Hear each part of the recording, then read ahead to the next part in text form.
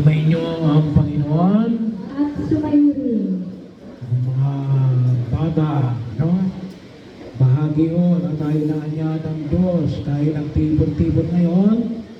Tulad ng ipinahayag ko para hingin ang biyaya ng Espiritu Santo.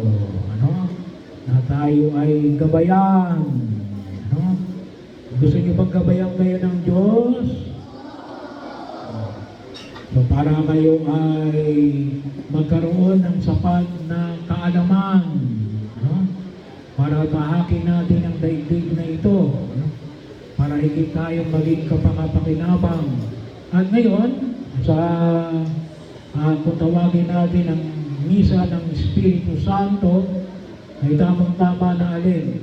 Si Jesus ay pumili ng mga alagad. Ilan ang alagad ni Jesus? 12. No? 12 alagad. Kung yung mapapansin, ito ay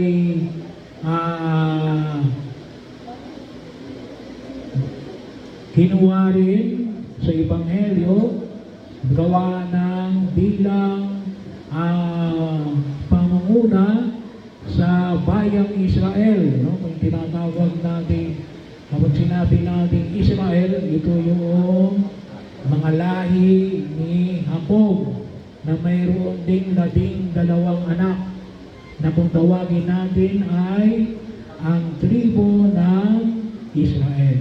Yung 12 tribo ng Israel na siyang pinanggalingan ng bayang ng Diyos.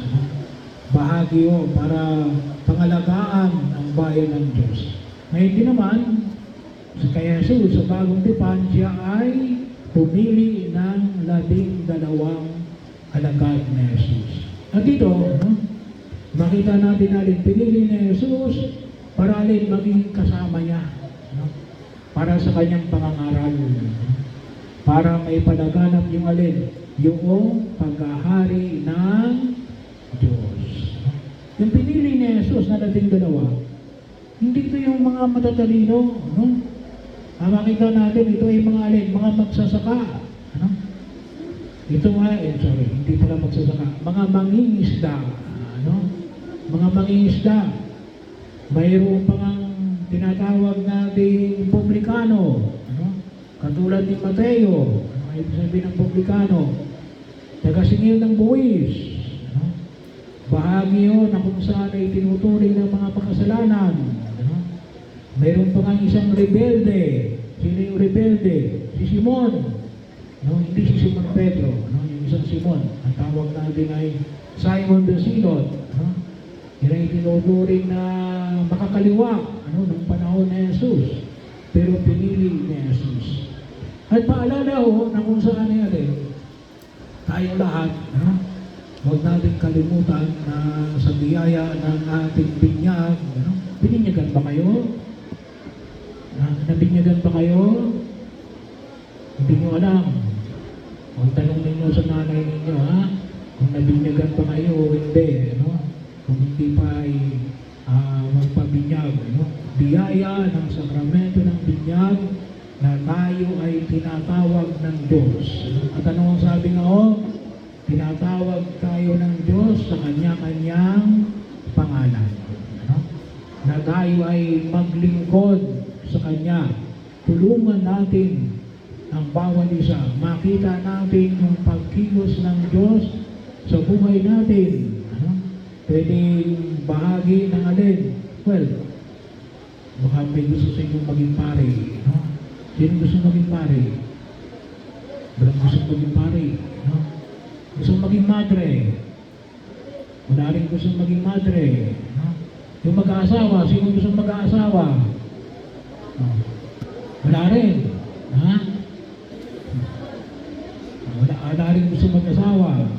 Well, pari ka man, madre ka man, may asawa ka man, pwede kang tawagin ng Diyos na maglingkod sa kanyang bayan. Sa papalang pamamaraan, maging mabuti kayo ngayon, maging mabuti estudyante. mabuting estudyante. No? Kayo ba'y nag-aaral? Nagdarasal? Kayo ba'y nagdarasal bago matulog? Nagdarasal ba kayo pagkagising? Nagdarasal ba kayo bago kumain? Pagkatapos kumain? Wala, hindi na, ano? Bago lang kumain, busog na, ayaw na magdasal. So, bahagi yun, ano? Na kung saan yung makita natin, ano? Na yan ay hinihanda natin ang ating sarili para saan? Para tayo ay higit na maging kapakinabang sa susunod na henerasyon. Ano? So tayo ay kinakailangan na mag-aral. Ano? Pangalagaan natin yung ating sarili. Ano? Huwag magpupuyag. Ano? Gagawa ng assignment. Makikinig sa guro. Ano? Maging masunurin. Huwag pasaway sa guro. Ano? Baka kayo pasaway sa guro. Ano? Tumulong sa mga magulang. Ano? Kapag kayo nasa bahay. Ano? Naguhugas ba kayo ng pinggan? Talaga, ah? Baka hanggang salita lang yan. Ano? Oh. So, tulungan natin yung ating pamilya. Ano? Pero bahagi yun, huwag natin kalimutan. Ano? Kasi ang pagsisimula ng ating pagkilos bilang mga lingkod ng kapwa at lingkod ng Diyos ay ngayon. No? Ngayon natin kinakailangan simulan. Hindi yung paglaki ko. Ano? Ay hindi. Yung paglaki mo ay nagsisimula ngayon. Ano? Ngayon. Kaya sana po ay tayo ay magpagabay at gabayan natin ang bawat isa. Ano? Bawat isa. Ano? At pagkakataon, sino ang nambubuli? Walang nambubuli sa inyo? Iwasan ang pambubuli, ha? Bahagi yun. Maging kapwa kayo sa inyong mga classmate. No? Pag sinabi natin kapwa, ano? Maging katulad kayo, katulong kayo sa bawat isa. Ano? Tulungan ninyo ang bawat isa. Ano? Lalong-lalo na sa mga pang-araw-araw ninyong pagkilos. Naalin, una tigit sa lahat ay maging magalang. Ano? Maging magalang sa bawat isa. So ito yung idulog natin sa harapan ng buong kapal. Ano? Na tayo ay huwag nating kalimutan bilang mga binyagan, bilang mga Katolikong Kristiyano, no? Tayo tinatawag ng Diyos, no? Tayo tinatawag ng Diyos at tinatawag tayo sa ating mga pangalan na tunay na maging lingkod ng bawat isa, lalong-lalo na yung hamon ngayon, no? Ng libo ng ginagalawan natin, pagkakataon, katotohanan at katarungan. Ano? Pag sinabi natin katotohanan, iwasan ang anong iwasan natin para maging makatarungan, maging makatotohanan tayo, iwasan ang magsisinungaling, no? Iwasan din ang pagbibintang sa kapwa, ano?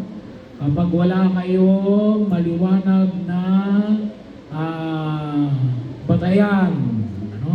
Huwag basta-basta magbibintang sa kapwa, ano? Kaya napakahalaga na tayo ay mag-aaral, no? Tayo mag-aaral kasi kapag hindi tayo mag-aaral, paano natin malalaman ang katotohanan, no? Paano kapag ikaw ay mangmang, paano malalaman ang katotohanan? Wala kang alam, no? Baka, paano mo ngayon masasabi na alam ko yan? Eh, wala kang alam, you know?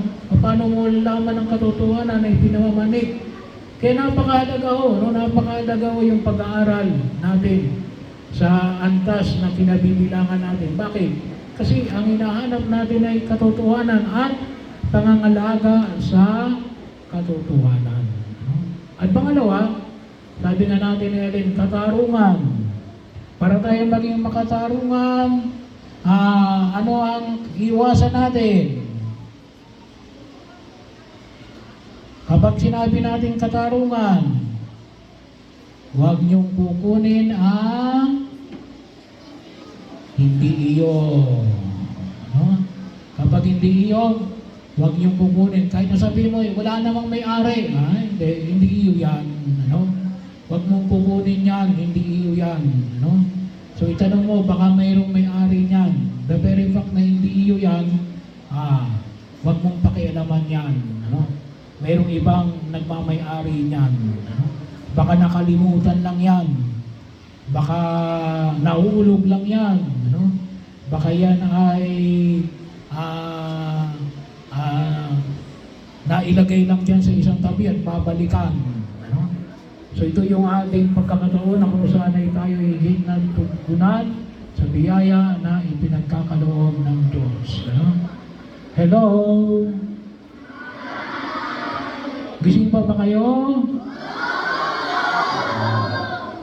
So, hilingin natin sa Diyos, ano? Nagabayan tayo ng Espiritu Santo. Ulitin ko ulit. Ano yung sabi ko? Lalong-lalo na yung biyaya ng... Ano yung biyaya ng Diyos? Daming biyaya ng Diyos eh. Ano yung biyaya ng Diyos? Binanggit ko kanina.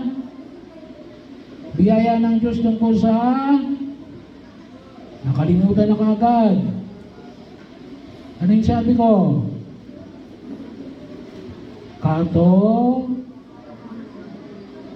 Ano? Katotohanan. Ano? Ulit. Biyaya ng Diyos tungkol sa... Ano yung pangalawa?